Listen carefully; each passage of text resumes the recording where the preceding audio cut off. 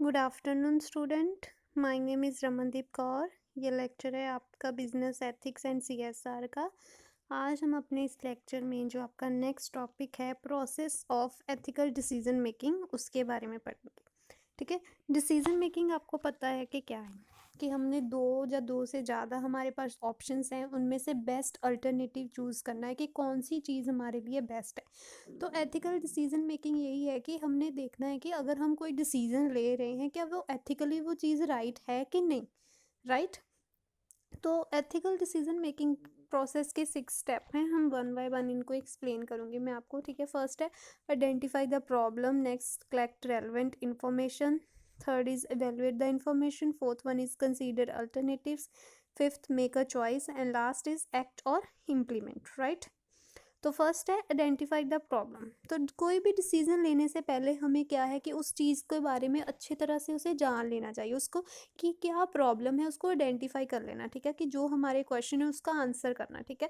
For example कि अभी आप, ठीक है, एक स्टूडेंट है, ठीक है, उसने अभी +2 पास कर लिया, अब उसने कॉलेज जाना है, तो उसको अब उसने आइडेंटिफाई करना है कि उसकी क्या नीड्स है। ठीक है। कि वो उसका इंटरेस्ट किस फील्ड में है, वो साइंस में जाना चाहता है, मैनेजमेंट में जाना चाहता है ना, पॉलिटेक्निक में जाना चाहता है, किस चीज़ में जाना चाहता है वो आइडेंटिफाई करना उसने। ठीक है। सबसे पहले वो चीज़ उसने आइडेंटिफाई अपने अंदर कर लेनी है कि मैंने ये चीज़ में मेरा इंटरेस्ट है, तो मैं मैनेजमेंट का कोर्स करूँ, मैं इस चीज़ में इंटरेस्ट हूँ तो मैं साइंस लूँ, कंप्यूटर लूँ, है ना, कुछ भी लूँ जिस चीज़ में वो इंटरेस्ट है, तो वो चीज़ उसने अपने अंदर आइडेंटिफाई करनी है। ठीक है। नेक्स्ट है कलेक्ट रेलेवेंट इन्फॉर्मेशन। ठीक है। जब उसने आइडेंटिफाई कर लिया कि उसने ये चीज़, ठीक है, मान लीजिए उसने आइडेंटिफाई कर लिया कि उसने मैनेजमेंट का कोर्स करना है, ठीक है, मैनेजमेंट के रिगार्डिंग स्टडी करनी है, बिजनेस करना है अपना, तो वो चीज़ उसने अब आइडेंटिफाई कर ली। तो नेक्स्ट स्टेप क्या है कि उसने रेलेवेंट इन्फॉर्मेशन है उसके रिगार्डिंग, रेलेवेंट इन्फॉर्मेशन जो है उसको इकट्ठी करना। ठीक है। प्रॉब्लम हमने देख ली, हमारी आइडेंटिफाई कर ली, तो उसके उस प्रॉब्लम के रिगार्डिंग क्या क्या इन्फॉर्मेशन अवेलेबल है उसको हमने आइडेंटिफाई करना है। ठीक है। वही एग्जांपल को कंटिन्यू करते हैं कि अब स्टूडेंट है, उसने ये डिसाइड किया कि उसने मैनेजमेंट का कोर्स करना है ना, तो बिजनेस करना है, तो अब वो उसके बारे में रेलेवेंट इन्फॉर्मेशन लेगा।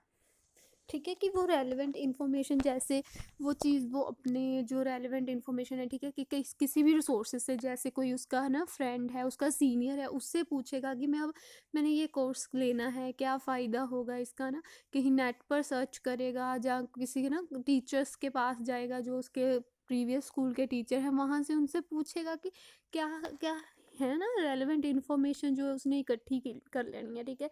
कि क्या फ़ायदा है अगर वो इस चीज़ को चूज़ करता है ना, क्या क्या क्या इसके कोर्स की एलिजिबिलिटी क्या है, कितने मार्क्स हैं, क्या सब्जेक्ट है, ये सारा चीज़ वो रेलेवेंट इन्फॉर्मेशन इकट्ठी कर लेगा अपने टीचर से, कंसल्टेंट से, किसी से भी। ठीक है। जो एडमिशन काउंसलर होते हैं वहाँ से भी वो इकट्ठी कर लेगा। Right. Next third step is evaluate the information. ठीक है। थर्ड स्टेप में जब हमने जो इन्फॉर्मेशन इकट्ठी कर ली है, अब होता है कि हमने उस इन्फॉर्मेशन को इवेल्युएट करना है, जो उसके पॉजिटिव आउटकम्स हैं, जो उसके है ना नेगेटिव आउटकम्स हैं, दोनों को इवेल्युएट करना है कितना स्टैंडर्ड्स लगाकर। ठीक है। तो फिर नेक्स्ट इसी में मैं आपको इसी एग्जांपल के साथ ना आगे तक कंटिन्यू करते हैं। ठीक है। कि अब उसने रेलेवेंट इन्फॉर्मेशन तो इकट्ठी कर ली, अपने टीचर से, अपने कंसल्टेंट से, अपने ना फ्रेंड सीनियर, सबसे रेलेवेंट इन्फॉर्मेशन इकट्ठी कर ली है। अब वो इवेल्युएट करेगा उस इंफॉर्मेशन को जो उसने इकट्ठी की है ना, कि ये मेरे को अगर मैं ये वाली इंफॉर्मेशन, ठीक है, उसने इवेल्युएट करनी है कि मुझे इस चीज़ के ये बेनिफिट है, किसी चीज़ है ना, किसी टीचर्स ने उसको बेनिफिट बताए होंगे उसको कोर्स के, किसी ने डिसएडवांटेजेस भी बताए होंगे कि अगर तू ये करेगा तो तू यहीं तक रह जाएगा ना, ये ऐसे कुछ बताया होगा। ठीक है। तो वो दोनों चीज़ों को वो अलग अलग कर लेगा, इवेल्युएट कर लेगा इन्फॉर्मेशन के, कि अगर मैं ये चीज़ करता हूँ तो मुझे इसके ये बेनिफिट्स होंगे, अगर ये करता हूँ तो ये इसके डिसएडवांटेजेस भी कुछ होंगे, है ना। तो उस चीज़ को उसने इकट्ठा कर लिया। ठीक है। ठीक है। तो उस चीज़ को वो इकट्ठा कर लेते हैं कि अगर मैं ये करता हूँ तो मुझे ये एडवांटेजेस मिलेगा, अगर मैं ये वाला कोर्स करूँ तो मुझको ये एडवांटेजेस मिलेगा, है ना। तो उन सारे को एडवांटेजेस, दोनों के डिसएडवांटेजेस, ठीक है, जो भी कोर्स करना है। ठीक है। मान लीजिए उसके टीचर्स ने, ठीक है, और एक टीचर ने उसको साइंस के बारे, फील्ड के भी बारे बता दिया कि ये चीज़ अच्छी है, तुम ये करो। दूसरे किसी, है ना, उसके फ्रेंड कलीग ने उसको बता दिया कि मैनेजमेंट का कोर्स अच्छा है, तुम वो करो, तो इसके तुझे ये एडवांटेजेस होंगे, है ना, ये तुझे जॉब मिल जाएगी फ्यूचर में। तो वो उस दोनों चीज़ों को कंपेयर कर कर एवेल्युएट करेगा। ठीक है। Last is consider alternatives. ठीक है। अब उसने ये एवेल्युएट कर लिया, इन्फॉर्मेशन जो उसने एवेल्युएट कर ली है, उसने डिसाइड कर लिया है कि अब उसने जो है सारी जो इन्फॉर्मेशन देखकर उसने ये एवेल्युएट कर लिया कि मैंने ये मैनेजमेंट का कोर्स करना है, राइट। अब उसके पास होगा कि उसने अल्टरनेटिव्स देखने कि वो कहाँ एडमिशन ले, है ना, कि वो अपनी जो उसकी एडमिशन है वो उसने कहाँ लेनी है। बहुत सारे कॉलेज हैं, है ना, ठीक है, आप उसके एरिया में बहुत सारे कॉलेजेस हैं, ठीक है। तो उसने देखना है कि कौन सा अल्टरनेटिव जो है वो बेस्ट होगा उसके लिए, कौन सी चूज़ ऑप्शन करेगा कि अगर वो ये कॉलेज ऑप्ट करेगा तो उसको ये बेनिफिट्स है ना, ये वाले कॉलेज उसको ये बेनिफिट्स प्रोवाइड करें, दूसरे कॉलेज उसको ये बेनिफिट्स है ना प्रोवाइड करें। तो वो दोनों जो सारे जो कॉलेजेस को वो देखेगा, तो उनको जो अल्टरनेटिव, मतलब अल्टरनेटिव होता है कि ऑप्शंस, है ना, ऑप्शंस जो कंसीडर करना कि ये ऑप्शंस हैं। अगर मैं इस कॉलेज में जाऊंगा तो मुझे वो कॉलेज वाले ये बेनिफिट दे रहे हैं, मुझे फीस, है ना, फीस में थोड़ा कंसेशन दे रहे हैं, मुझे फैसिलिटीज़ दे रहे हैं, हॉस्टल की फैसिलिटी वो दे रहे हैं, ये फैसिलिटी, वाईफाई फैसिलिटी, सारा फैसिलिटीज़ वो सारा कुछ कंसीडर करेगा उसमें, right. Next time make a decision.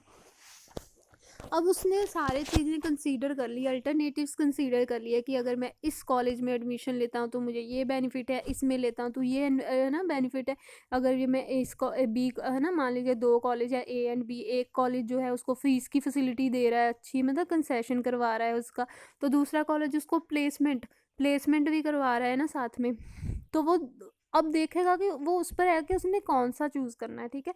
अगर उसको फीस कंसेशन चाहिए तो वो फीस वाले एक ऑप्शन पर चले जाएगा, अगर उसको प्लेसमेंट भी चाहिए साथ साथ तो वो बी ऑप्शन पर चले जाएगा, है ना। तो वो उस पर है, मैं उसने डिसीजन लेना है, वो हमारी उसके अंदर उसकी सोच पर है कि उसने कौन सा अल्टरनेटिव जो है, कौन सा चीज़ है जिसको उसने सेलेक्ट करना चाहे। वो उस पर है कि उसने कंसेशन लेना है तो वो ये चूज़ करे, प्लेसमेंट लेनी है तो बी चूज़ करे, वो सारा हमारे पर डिपेंड करता है, ठीक है, उस स्टूडेंट पर, ठीक है। हमें इस एग्जाम्पल में स्टूडेंट पर डिपेंड करता है कि उसने कौन सी चीज़ को लेना है, ठीक है। तो जब वो सिलेक्ट कर लेगा तो उसके बाद वो डिसीजन ले लेगा कि मैंने बी, ठीक है, मान लीजिए वो उसको चाहिए कि मुझे है ना, कि पढ़ाई के बाद मुझे साथ ही प्लेसमेंट हो जाए मेरी, है ना। तो फिर वो बी कॉलेज को ऑप्ट कर लेगा, है ना। तो फिर उसने डिसीजन ले लिया कि अब उसने जो है वो बी कॉलेज को पर ही एडमिशन देनी है, वो उसने सेलेक्ट कर लिया, ठीक है। लास्ट स्टेप इज़ एक्ट और इम्प्लीमेंट। अब उसने सेलेक्ट कर लिया, मेरा ना डिसीजन ले लिया, तो अब वो जो उसने डिसीजन लिया उसको एक्चुअल में इम्प्लीमेंट करना है, ठीक है। सोचने से कुछ नहीं होगा कि उसने घर बैठे बैठे सोच लिया कि मैंने जी बी कॉलेज में ही एडमिशन लेना है, वो हाँ मुझे प्लेसमेंट मिल गया, सोच लिया, सोच कर बैठ गया, ठीक है। बट वो उसका डिसीजन तभी पूरा होगा, डिसीजन मेकिंग उसका तभी फॉलो है ना पूरा होगा जब उसको वो एक्चुअल में हम उसको इम्प्लीमेंट करेंगे, एक्चुअल में वो कॉलेज उस कॉलेज जाकर अपनी एडमिशन दे देगा, तब उसका जो डिसीजन है वो इम्प्लीमेंट होगा, ठीक है। तो होप क्लास आपको इस एग्जांपल के साथ जो डिसीजन, एथिकल डिसीजन मेकिंग का प्रोसेस है वो अच्छे से समझ आ गया होगा। अगर आपको फिर भी कोई प्रॉब्लम होगी तो आप मुझसे कांटेक्ट कर कर पूछ लेना। Thank you class.